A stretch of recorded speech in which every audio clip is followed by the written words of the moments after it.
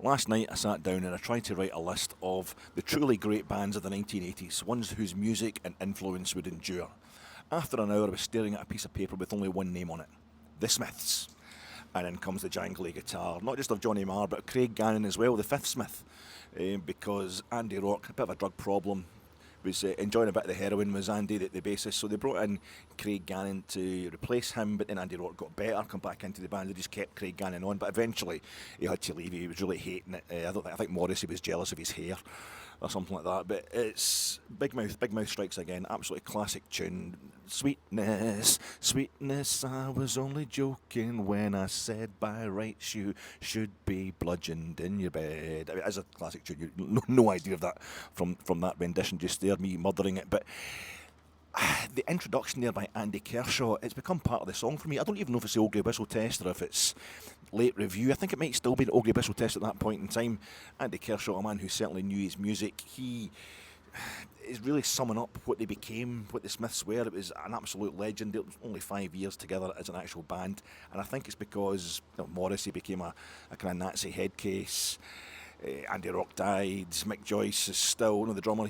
I think he might still be in court fighting for his share of the royalties with Morrissey and Marr. Johnny Marr's doing a lot of solo stuff and touring with the Pretenders and stuff like that. So that was the moment, and it's summed up by a great guy, a guy who really knows his stuff, like Andy Kershaw. You, unfortunately, are stuck with me, a kind of big ballhead who just goes to a lot of football matches, just watches Rangers a lot. But I'm always reminded that it's a line in that, what's that, A Fish Called Wanda, when the Kevin Kline character's reading Nietzsche. And Jamie Lee Curtis, her character, just says to him, yeah, but just running your eyes over the words doesn't necessarily mean that you're reading Nietzsche. You've got to kind of understand what he's talking about, just not just flicking through the pages and looking at the words. You've got to take it on board. Sometimes I think I'm very much like that with the football, and that's the worst thing possible for you tonight, folks. Anybody who's been good enough to listen to this, because you really need somebody who can what happened there? I'm more just asking you the question because it's something I need to. Maybe it's a bit embarrassing. I don't know. I'm scared to put myself out there, but I've got to ask the question: did you tonight, say 15, definitely at least 20 minutes into the second half, start feeling relaxed? I don't. Is that unstaunch? I'm getting to the point. I don't know. I felt relaxed. I wasn't worried. It was like. I don't know how best to express this. The nearest thing I can come up with is it was like the 3 points were in the bag. It was like the game was still going on, still had lots of minutes to go, but I was very, very confident that Rangers had already won the game. That we weren't going to get beat, we weren't even going to draw. It was kind of, what is that? I think I've heard folk talking about that. I've certainly had a lot of the kind of nutcase Rangers fans, total knee-jerkers, the ones that are never happy, demanding that kind of thing. I don't want to be crapping myself around the last. I just thought that was part and parcel of being a Blue Nose. That was really weird. How you doing, folks? This is your Fatec post. Rangers have not just won the game, not just kept the clean sheet that you wanted, not just scored more than one goal as you requested, but they have also turned on the style. That last thing we were requesting, that we've been demanding. A reaction pod coming to you in association with Gersnet. Gersnet, check that out live every Friday night at 9 p.m, every Sunday live at 9:30 p.m on YouTube. Coming to you in association with Gersnet and also in association with mensbadges.com, guysbadges.com, badge to badge, guy to guy, badge action.co.uk. I don't really know. I've got several domains. I'm trying to work out which is the best one to use, but it's a starter. I'm going to get it off the ground because I don't know. I wasn't sure. See the badges, the wee pin badges you get with my jers.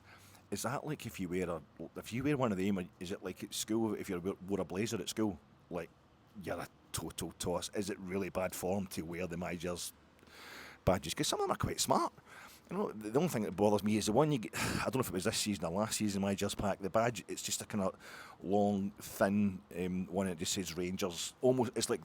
As it says, it's a model of a replica of how it says Rangers on the front of the main stand above the above the main entrance to Ibrox, but it looks really nice. But it also looks exactly like the badge that says prefect that prefects at my school used to wear, and I used to think the tossers, So I don't know, and maybe this just goes back to like the 70s.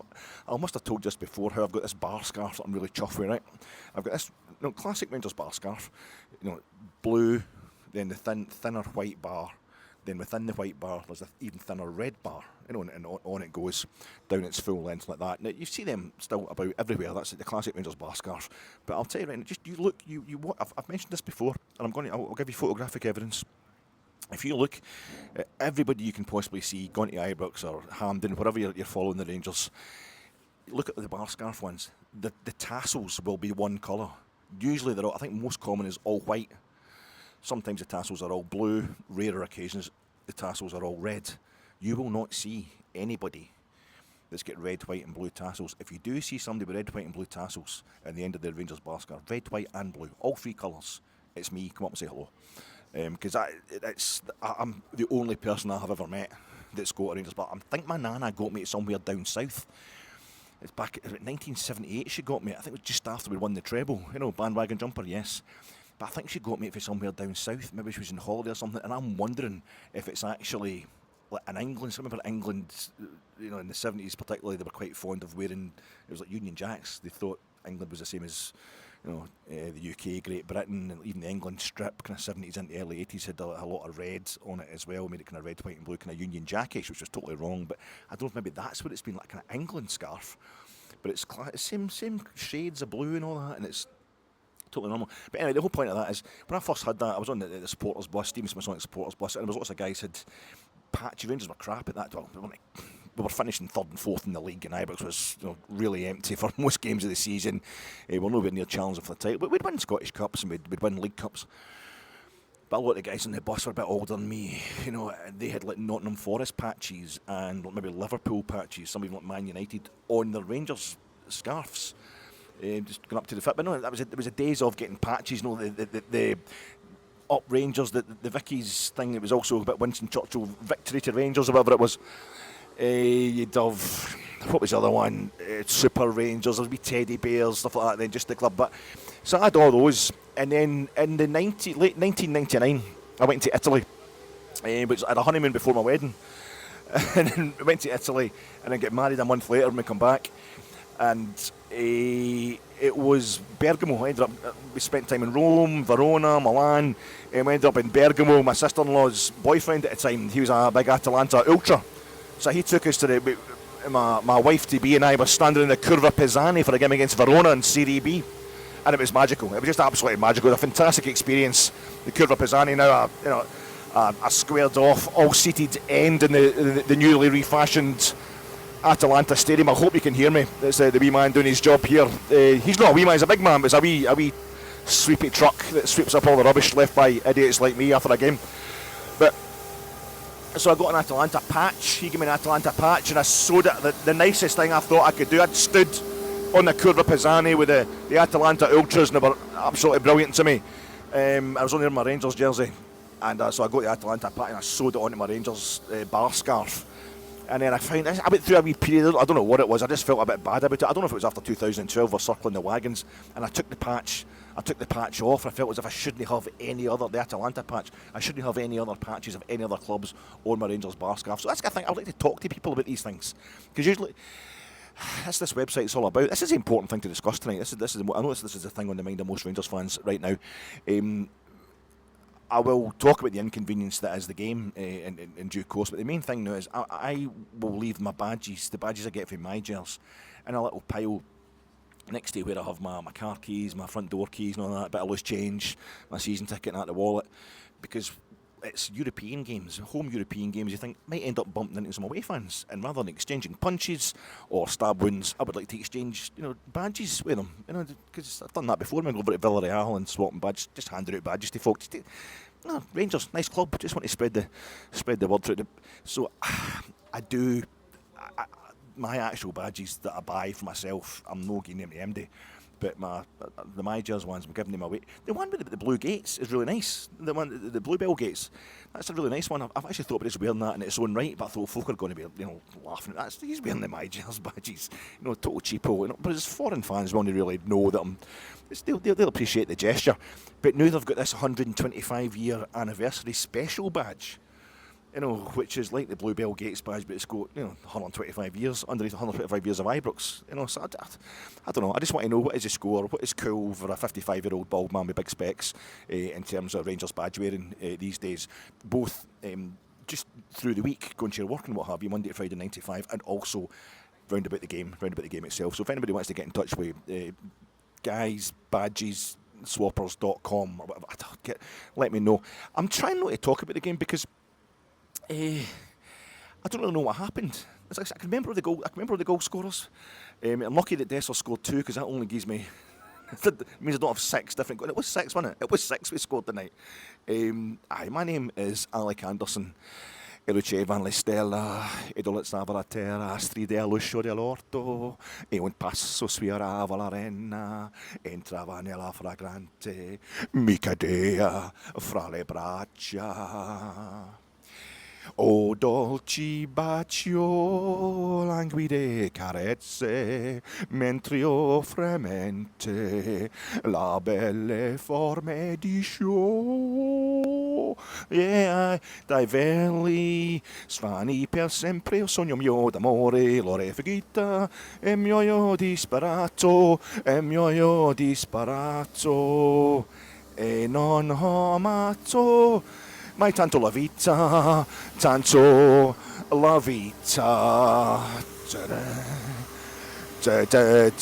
be good. Sleepy guy, Van, take it away. Glorious stuff there. We bit of Tosca there.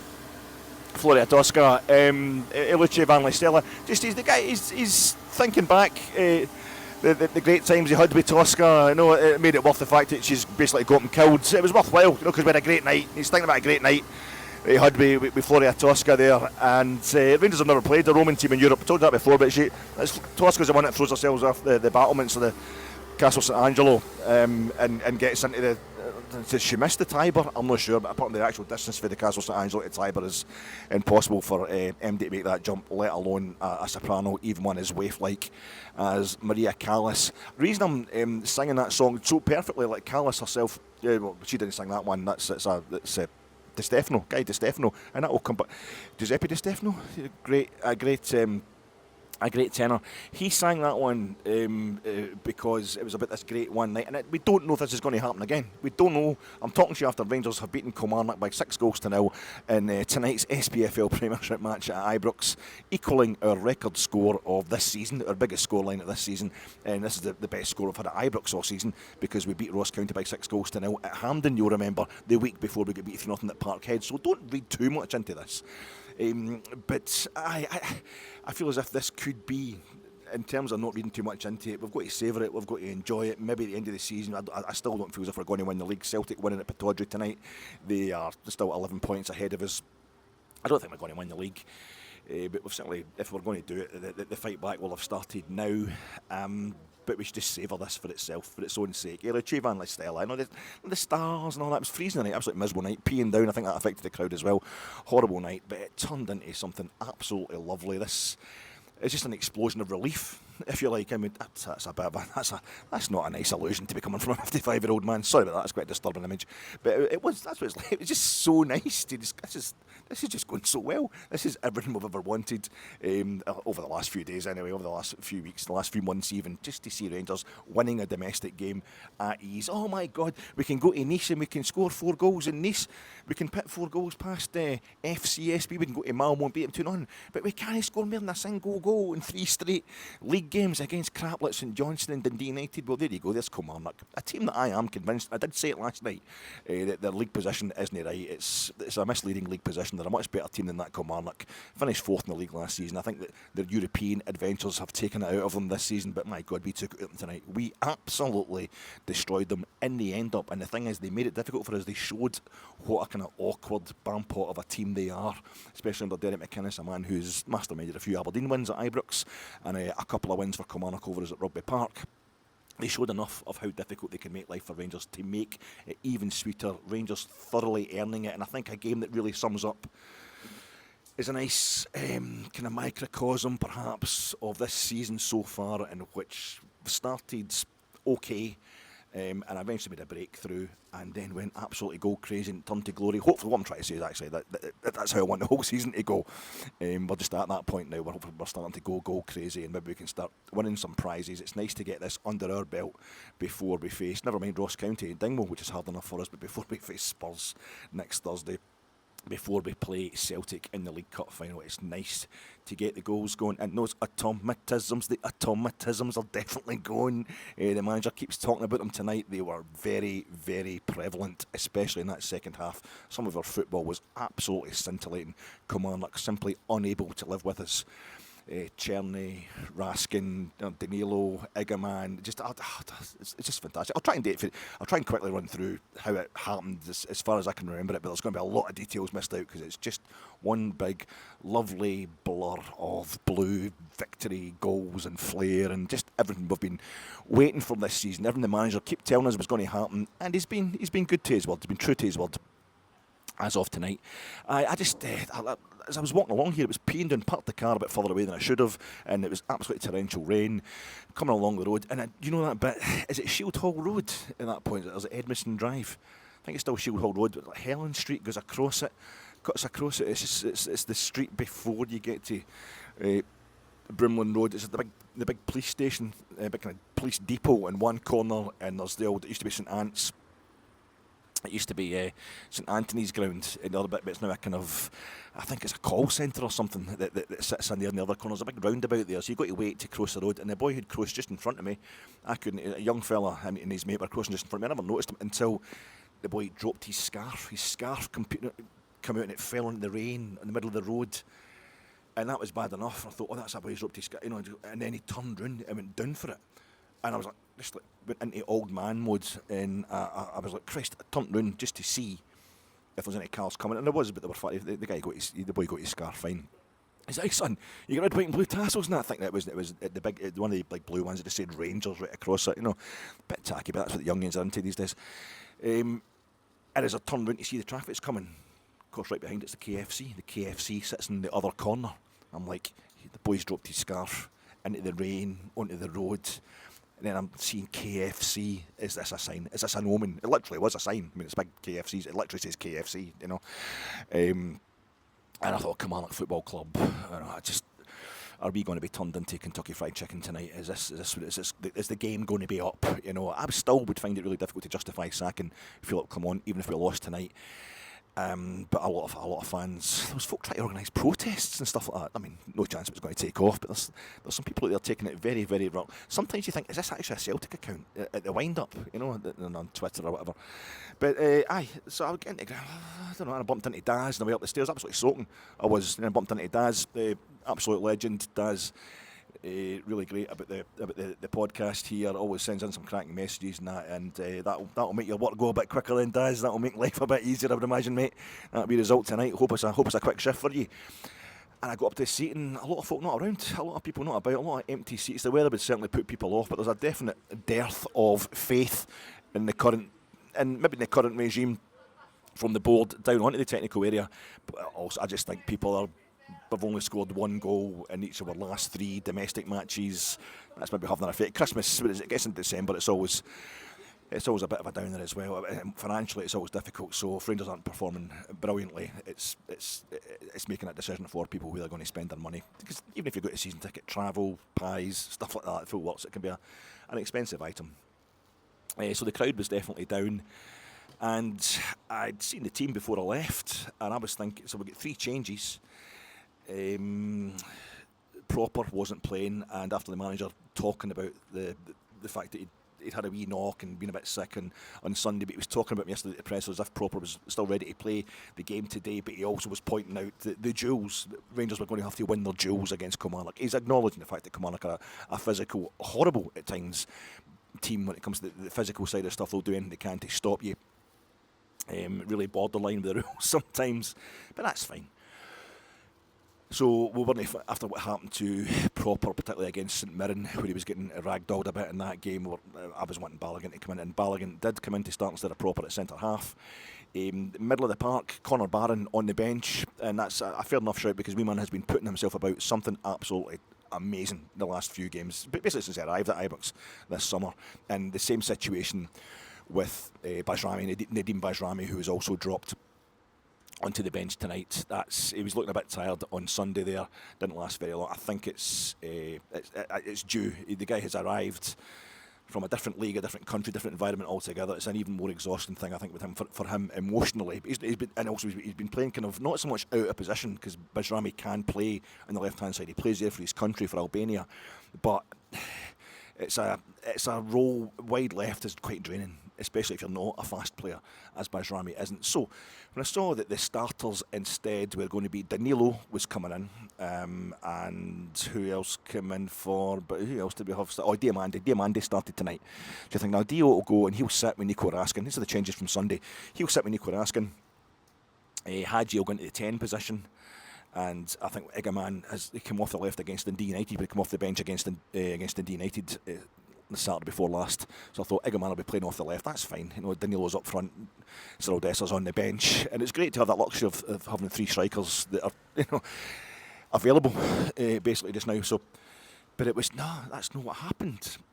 We have Hagi, I'm sure, and it's quite difficult to tell what's happening because it's very fluid tonight, very fluid. The automatisms are working. It was the left-hand side, Hagi. He's out on the left. So we've got... yesterday in the press conference, I was talking last night about how beautiful Hagi's press conference was, how much it embarrassed me for having said a few months ago, if he's in dispute with the club, sod him. I don't care if he never comes back. I'm quite happy. Nothing against the boy, but that's it. I'm done with him. I've got bigger fish to fry, etc. And he's been lovely. He's been lovely football since he came back in. And his press conference yesterday was just beautiful, a thing of beauty, diplomatic, just full of love for Rangers. It was fantastic. But he also said, I remember him saying, I'm just here to play 10 for Rangers. Something along those lines. He just talked about, I just want to play 10. I was like, sounds a bit cocky. That's a wee jarring bit there. He's just assuming that he's going to play 10. Is that something he's told the manager has to happen, or else they'll fall out again or something? But no, it was out. They were at it, because obviously he's doing the pressure. He's going to do the pressure at the same time as Philippe Clement, albeit they get presented to us one after the other, and Clement said to him, mention that you play 10, mention 10, and folk will assume that's what you're going to do, because I assume Hagi's a natural 10, being slow but really tricky. And so he's out wide left again, like Bajrami, who we think's a 10. He's out wide left all the time, and you're like, is this man? It's not a formational change, because it's still 4-2-3-1. I'm pretty sure it's 4-2-3-1. But it looked like it was. It's definitely a personnel change. Obviously, there's different bodies coming in, but it is a tactical change. Even though we're playing the same positions, filling the same formation with different bodies, Danilo seemed to be playing in that 10 role with Igamane up front, but it isn't he really. I'm talking about Di Stefano there. Alfredo Di Stefano, the most famous, perhaps, false 9 of all time. He would Real Madrid. This was 1960s. So Rangers are the only team I've seen doing that since then. Revolutionary we are. Because it was Puskas up front, and they only scored. Di Stefano scored in the first 5 European Cup finals, first Champions League finals. Radical trips, radical kids. So there we are. We're doing the same thing just now, and it was like Igamane was our Puskas. He's up front, and Danilo is sitting behind him. Nominally what we'd call a 10 these days, but they would then end up becoming like a 4-4-2. And they'd be the 2 strikers. It's weird. It's almost like they're 2 up front, but Danilo's starting from behind, starting from the 10 position, but that's his starting position as an additional striker, which the 10 effectively becomes anyway. We saw the goals that Tom Lawrence was getting from that position earlier in the season, invaluable to us. So it was really interesting the way that started, and I'm thinking, what is it we're actually doing here? It's still the 4-2-3-1, and it again kind of enforces that point that I've been trying to buy into, that the manager is like the one thing he can control. He can't control injuries, he can't control the amount of money he's getting from the board to buy players, the kind of players that he wants. It's like he's making damn bloody sure that he's going to have his formation in place, and everybody that comes in is going to know what that formation's all about. And it's a weird thing, because obviously as you move different players through the formation, it could be making it less useful to us, but it's somehow like he's bedding that one thing in, and it's one solid, it's one foundation that's being laid, and we'll just build and build, and the automatisms can start happening on top of that. We had the ball in the back of the net. No, we didn't. I thought it was an optical illusion. Cherny pulls one back for Igamane maybe 5 minutes into the game, and it looked to me as if the ball had actually gone in the back of the net, but there wasn't enough of a cheer from anybody else. It must have done that thing where it slipped past the post and come off the advertising hoardings and ruffled the back of the net from behind the net. But I thought, that's a goal, but the flag had gone up anyway. There wasn't a great deal happening, it has to be said. We were plugging away, and I heard a few mumbles, guys behind me, saying what I was thinking about it being a bit slow again. We're so slow, it was going quite side to side at times, and then we had a bit where it was Nico Raskin. Kilmarnock got a couple of corners. We were creating a few chances. I can't really remember much about them because they were pretty innocuous, but Kilmarnock didn't do too much, and then they had a couple of corners up at our end, and the second corner, as we cleared it, Nico Raskin comes out and goes up, as he did over in Nice last Thursday, when he basically wins a corner ahead of John Souttar against the guy, and then charges out and then wins the ball again, lays it off to Dio, and we end up we scored. I think that was for our third goal. I think that's for the third goal we scored right in injury time at the end of the first half over there. So he comes out, header, and the Kilmarnock fella goes into him. Was it Joe Wright? Head, a horrible clash of heads. The two of them are down. The two of them look like they could be unconscious. I don't think either of them were, but certainly dazed. It's a wee while for the body. The head wound to get attended to. Nico's got the bandage on. The other fella's gets up onto his feet, goes over to the touchline. A few boys behind me thinking he'd get in late on purpose, but he certainly paid the price, Joe Wright, if he did, and he ended up getting off later on in the half. So that was, I was worried about Raskin because he was already showing his skills and his coverage of the park, but it was a bit untidy until Hagi, who we know has no pace, and he knows it himself, and he's over on that left wing, and it's almost like you can see this is what the manager's doing.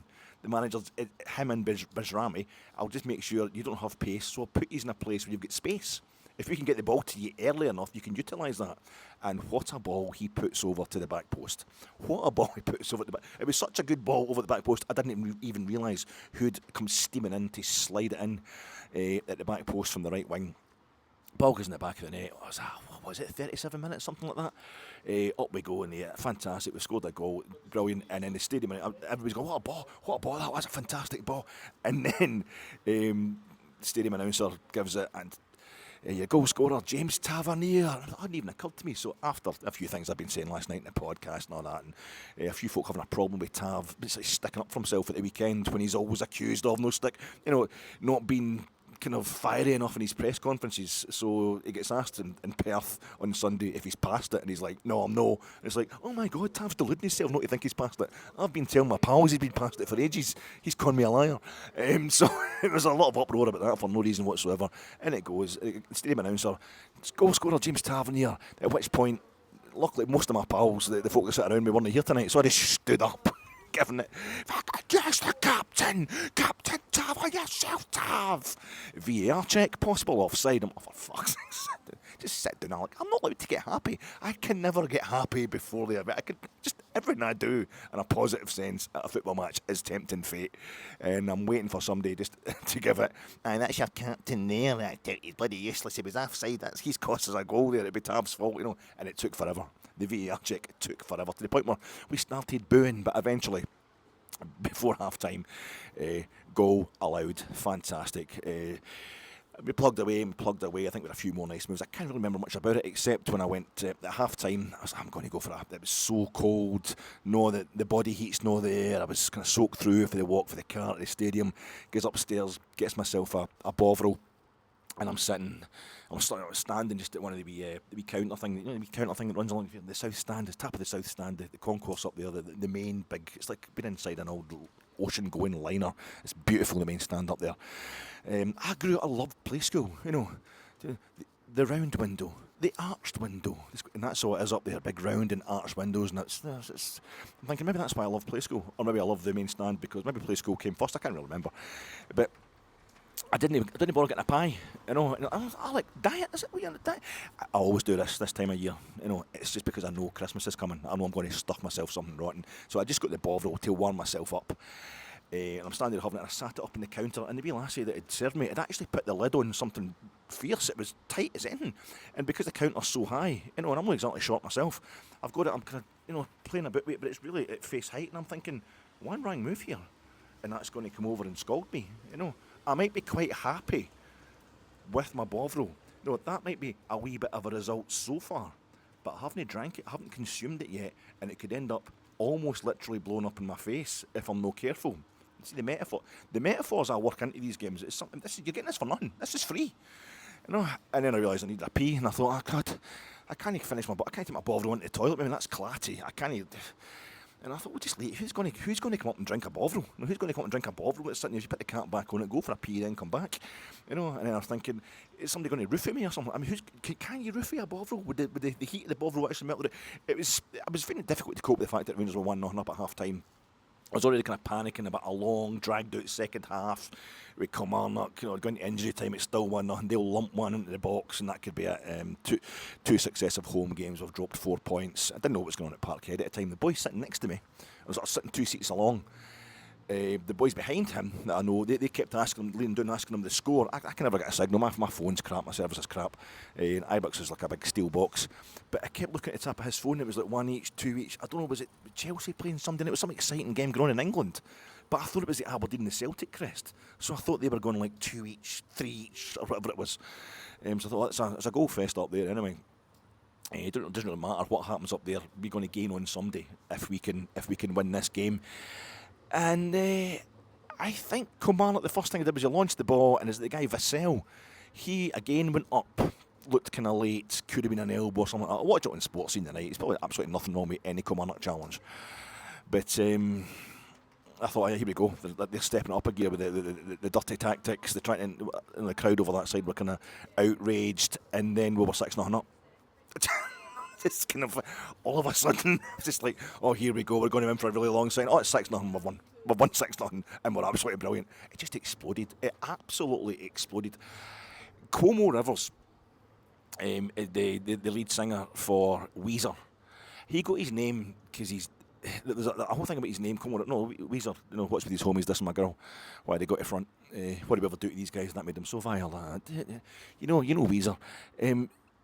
The whole thing was his mum, his dad was kind of Zen Buddhist, although, you know, saying so, he thinks he's an alcoholic, but his dad left him, mum, early on, so, but he was wrong about that.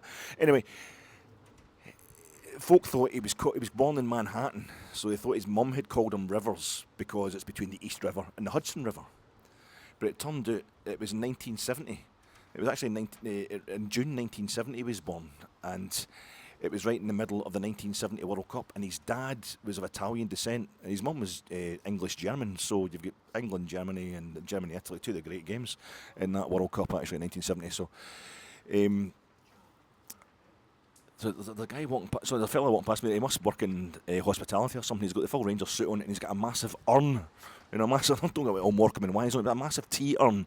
And I thought for a minute it was like a massive trophy. It's like the size of the European Cup, a big silver thing there. But I'm getting ahead of myself. 6-0, and that's me. I've got his win in the Champions League. But it turned out his dad's a massive soccer fan. Rivers Cuomo, famously a soccer player, plays lots of charity games and what have you. The lead singer of Weezer I'm talking about here still. It turned out he'd been watching Riva, Gianni Rivera and Luigi Riva, who became Cagliari. Gigi Riva, only time Cagliari won the league.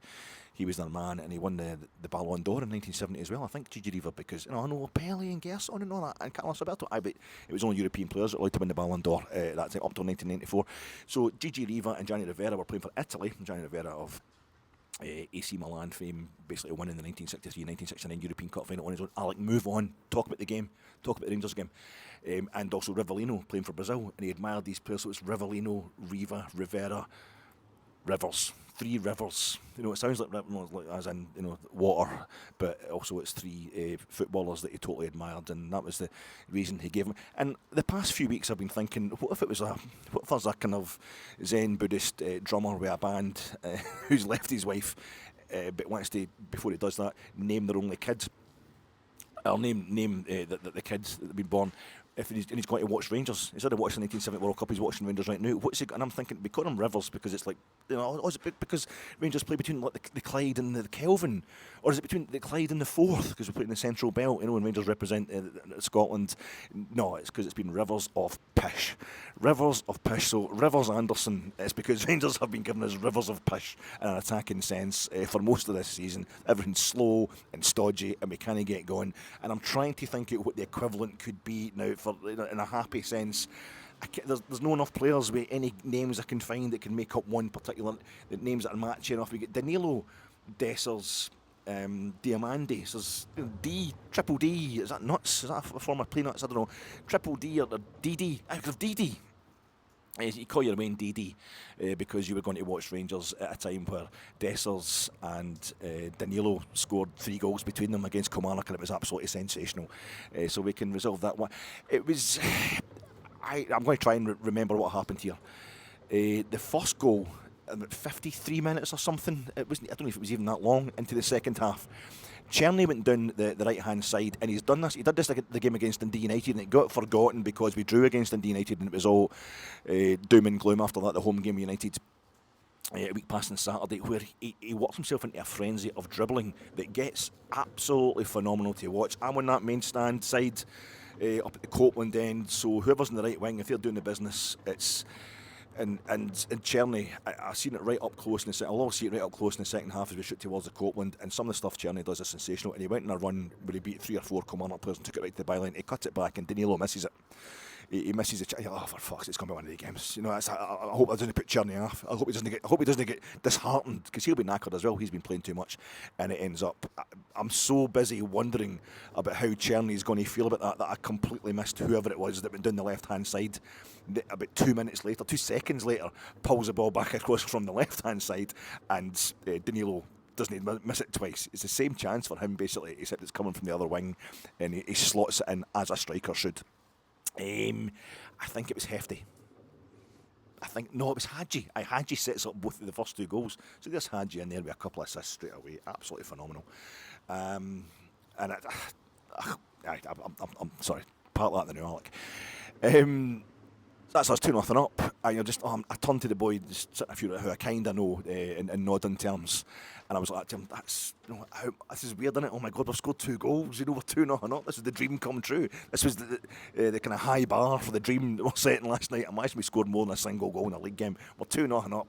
This is unbelievable. And as I was saying that, Igamane cuts inside. Somebody slips the ball to Igamane, doing fantastic, running across the face of the Kilmarnock box. Slips it to Igamane, just at the wee D at the edge of the box, and to the right-hand side, and he cuts inside and wallops that thing. Exercise, laser, pinpoint accuracy, 20 yards, right into the bottom corner. And it's just, your cheers have gone from, yes, to, yeah, just ecstasy to, yeah, it's just brilliant.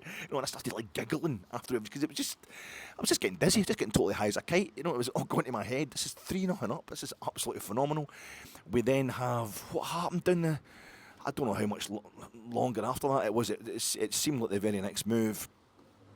We did the left-hand side again. This one was Hefty, wasn't it? This was Hefty cutting and. No, this was Raskin. This was Nico Raskin doing even better, I think, than Cherny had done for that chance that was missed, and he's bobbing and weaving inside that box, wearing the badge of honour around his skull, and he cuts it back to Cherny, who's drifted over to the left-hand side, and he stabs it, curl and shot, and as soon as it left his boot, it's just going to go right across, just rolled across the turf like a carpet into that faraway bottom corner. The keeper can do nothing. He's been totally thrown by the angle. Just fantastic football for Rangers. Kind of trigonometrical football. It was just lovely. Absolute dazzling stuff. Total kind of elastic legs from wee Nico. Who was different class. He's getting seriously, Champions League standards. Nico Raskin the last few games, and he cuts the ball to Cherny, who can play with him, who enjoys it and flaps it. That's the thing. Cherny, of course, playing that season with Danilo at 20 Onskade, who we've got European history with.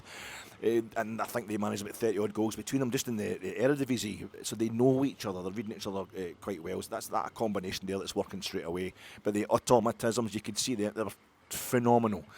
we were just playing on a level that Kilmarnock could not keep up with. So what's that? That's 4-0. And then it's like, that's game done. An hour gone or whatever, 65 minutes. Triple substitution. So off goes Czerny, off goes Danilo, off goes Igamane. It's worked. It's been sublime. That's fine.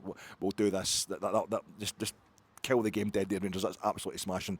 And on comes Cyril Dessers, and you feel sorry for him, but he's only going to get a game now because he's only going to get a game now out of charity, really. Dessers, isn't he? We've had enough of him, and we've got our two new darlings that have got a couple of goals between them tonight. And then Dessers comes on and scores twice within the space of about 10 minutes. The only guy on the part of the night to get 2 goals. It was just tremendous. One of them was on the left-hand side. I think it was Bajrami had also come on, and Kieran Dowell come on at that point. And Hefty goes, I think he was ended up playing at 10, Hefty probably. Bajrami ended up playing at 10, but I think it's Hefty that goes down the left-hand side and pulls it across for Dessers to get in there, and just beautiful striking, just beautiful anticipation, total poaching in there. And the thing we talked about, boys having a sing-song there. The thing we talked about with Dessers, if the ball can get cut back for the wing, it's going to be so much better for him. Pulled back for the byline, and he was there in front of the goalkeeper, stabs it in, goes to the long VAR check again, offside, and then it passes the VAR check. Like it passes its MOT. We get a goal. That's it. It's 5-0. And just in case that wasn't enough, we get another one, and this time it's Tav. It's the captain. Tav is down the right hand side, and he pulls a peach of a ball back right onto the penalty spot for Dessers to slot it away for 6-0. So there you go. That's the man much derided, the man who was sticking up for himself, and the man who was annoying people by sticking up for himself, the way you would always want a Rangers captain to do, the way he sticks up for his team, scores the first goal, sets up the last goal, goal and assists. He's back dealing with the numbers. I was worried when they went to the VAR check for his goal in the first half, because you're thinking he's not got the goal on Sunday there.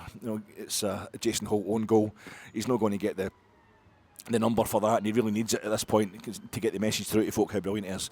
But it doesn't matter. We won the game, and we found that Celtic won 1-0 up at Pittodrie, so we're gaining on Aberdeen. What are we now? 4 points behind Aberdeen, but we've got the game in hand, so we can get that down to a point behind them before they come to Ibrox in January, if everything goes according to plan. Celtic 11 points ahead of us, but one thing I will say, and it's not in terms of us going to help us win the league or anything like that, but the one thing I'll say is that I noticed when the league table went up after our win on Sunday against St Johnstone, we went up on Sky, that Celtic's goal difference was 36. And ours was 9 plus 36 plus 9. The goal difference was 4 times better than ours. So they've won 1-0 tonight. We've bitten 5 into that by winning 6-0 tonight. So it's a bit more respectable in that sense. And you're hoping this is it. Everything the manager's been promising is if we can get these players back fit, if we can get the automatisms going. We're playing European football and then we're playing league football. And that's us. We're in the middle now. That's us get past the halfway point of 3 league games in the trot before we go back to Europe and a League Cup final. So, hopefully this is the plan coming together, and I've found it hard. I've been finding it hard not to believe that Philippe Clement is maybe not the man for the job, but certainly a man who knows what the job requires and is capable. Has won league titles in Belgium.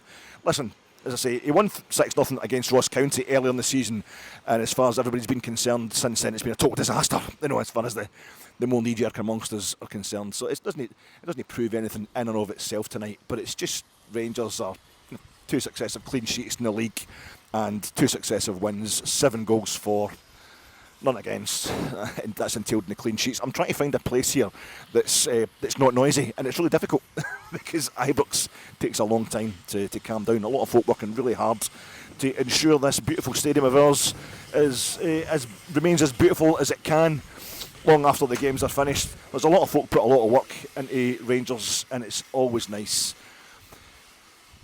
It's always nice when that work is rewarded by the people who we want to see put the most work into it. That's the players on the park. Last night I sat down and I did a preview pod trying to remember the best player for Rangers over the last decade. After an hour, I just mentioned one name for his influence and his football that would endure, James Tavernier. Now, I'm supposed to drop the mic here, but it's not my mic and it's quite expensive. But you are supposed to drop your captain if it's for the benefit of his career, if it's for extending his career.